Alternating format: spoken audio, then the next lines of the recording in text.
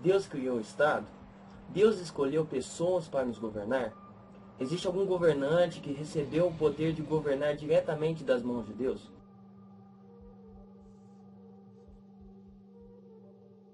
Deus quis em algum momento que existisse um governo, um Estado?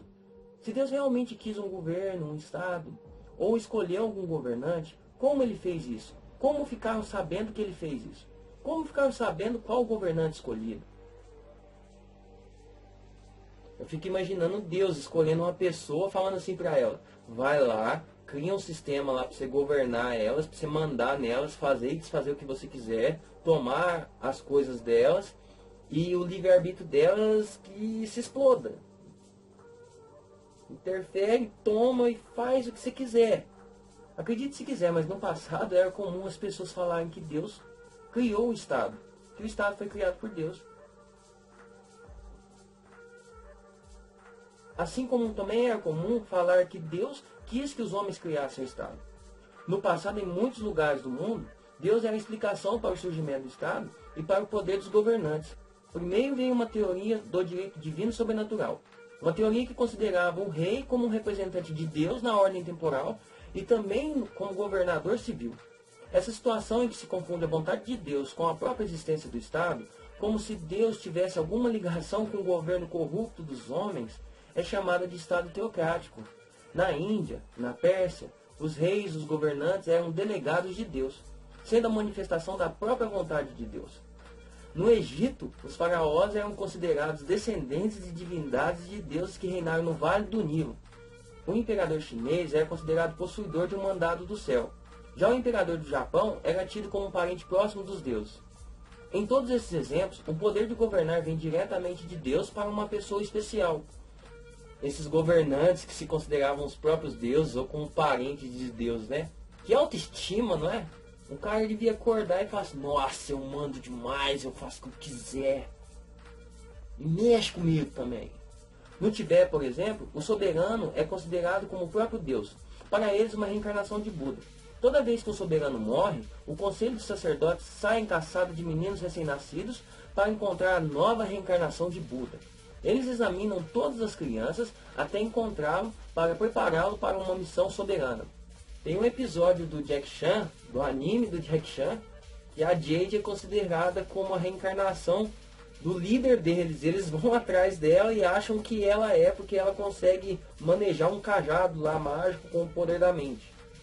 Essa ideia de se confundir a vontade de Deus com a criação do Estado dominou o cenário político na Antiguidade. Não continuou durante a Idade Média e só voltou a aparecer no final da Idade Média, quando os reis decidiram concentrar o poder de governar em suas mãos. Nessa volta desse pensamento, o rei recebe novamente o poder de Deus, e este rei só tem que dar satisfação apenas a Deus e a mais ninguém. O rei, o governante, era a fonte de direitos e obrigações, governando a vida dos outros da forma como queria, mesmo que o rei fosse injusto e infiel. Ah, você me irritou, eu quero que você morra e pronto. Ó, isso não incomoda Deus, isso não contraria Deus. Eu estou sendo injusto, mas não contraria Deus, então morre aí. Mata, mata. Falou mal de mim, tem que morrer mesmo. Havia grandes pensadores da época que defendiam que o rei deveria ser obedecido. Só se o rei agisse contra a vontade de Deus é que as pessoas poderiam deixar de obedecer a sua ordem.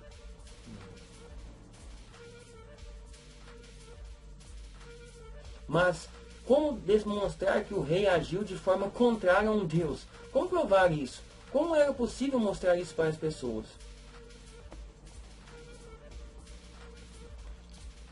O rei Carlos I da Inglaterra tentou implementar esse pensamento, mas o parlamento deles, o pessoal que fazia as leis, resistiu e buscou evitar que Carlos pudesse governar como quisesse, sem limites. Houve até uma guerra civil.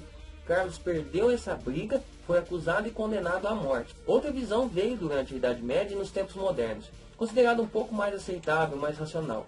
É a teoria do direito divino providencial.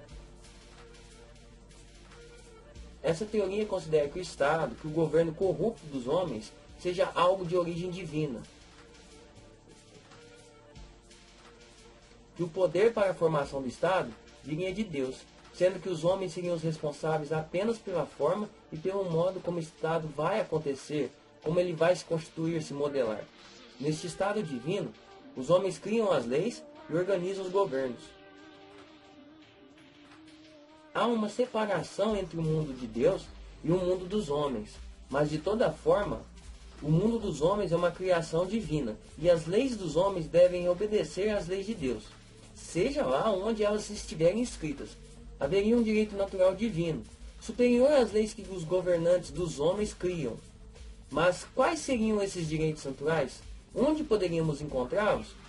Onde a gente vai encontrar onde estão esses direitos naturais? Onde? Pois é, de toda forma, o poder ainda está explicado em Deus, nas duas situações. Em ambos os casos, temos o ser humano querendo justificar a criação do Estado, do seu governo corrupto que criou, com base em Deus, algo superior e que está além da compreensão humana. Quanta arrogância! O ser humano realmente se acha demais, não é? Só de ver essas tentativas do homem de conseguir o poder sobre os outros usando a imagem, a ideia de Deus, já mostra o quanto é importante separar o Estado de Deus e também separar o Estado das religiões.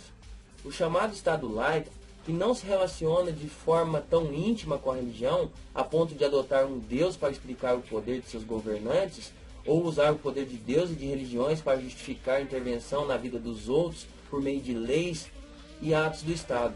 Não há dúvida de que a adoção de um Estado laico faz com que os homens abusem menos do poder e da crença das pessoas. É isso aí, se você gostou do vídeo, até a próxima.